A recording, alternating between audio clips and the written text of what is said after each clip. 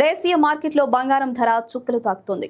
అంతర్జాతీయ పరిణామాలు, పండుగల సీజన్ కలిసొచ్చి పసిడి దూసుకెళ్తోంది. హైదరాబాద్ లో 1,35,000 రూపాయలు దాటి పరుగులు పెడుతోంది. 24 క్యారెట్ల 10 గ్రాముల గోల్డ్ ధర 1,35,250 రూపాయలకి చేరుకోగా 22 క్యారెట్ల నాణ్యమైన 10 గ్రాముల ధర 1,21,725 రూపాయలకు చేరుకుంది. కిలో వెండి ధర 1,81,000కు చేరింది. అమెరికా షట్ డౌన్ ఎత్తివేతపై అనిశ్చితి, యుఎస్ చైనా వాణిజ్య ఉద్రిక్తతలు వంటి పరిణామాలతో బంగారంలో పెట్టుబడులకు మదుపరులు మొగ్గు చూపుతున్నారు. ఈ క్రమంలోనే గోల్డ్ ఈటీఎఫ్లకు గిరాకీ విపరీతంగా ఉంటుంది.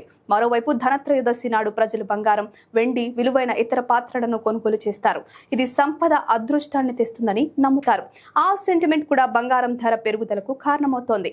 దాంతో పాటు పెళ్లిళ్ల సీజన్ నేపథ్యంలో దేశీయ మార్కెట్లో పసిడికి మరింత డిమాండ్ ఉంటుందని బులియన్ వర్గాలు అంచనా వేశాయి. వచ్చే ఏడాది ఆరంభం నాటికి బంగారం ధర 1,50,000 రూపాయలకు చేరొచ్చని మార్కెట్ నిపుణులు అంచనా వేస్తున్నారు.